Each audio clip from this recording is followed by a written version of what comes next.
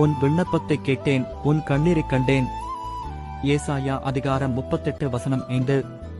எசேக்கியா ராஜாவின் ஜெபத்திற்கு பதிலை கட்டளையிட்டு ஆயுளை கூட்டிக் கொடுத்த தேவனாகிய கர்த்தர், நான் நீண்ட நாள் காத்திருந்து ஜெபித்துக் கொண்டிருக்கும் காரியத்திலே உனக்கு ஆச்சரியமான பதிலை கட்டளையிடுவேன்.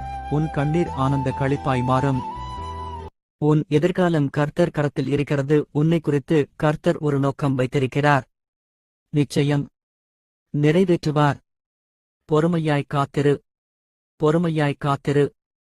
என் மகனே, என் மகளே, இந்த நாள் ஆசீர்வாதமாக இருக்க நான் தரும் வாக்குத்தத்தம் இது. குறித்த காலத்துக்கு தரிசனம் இன்னும் வைக்கப்பட்டிருக்கிறது. முடிவிலே அது விளங்கும். அது பொய் சொல்லாது.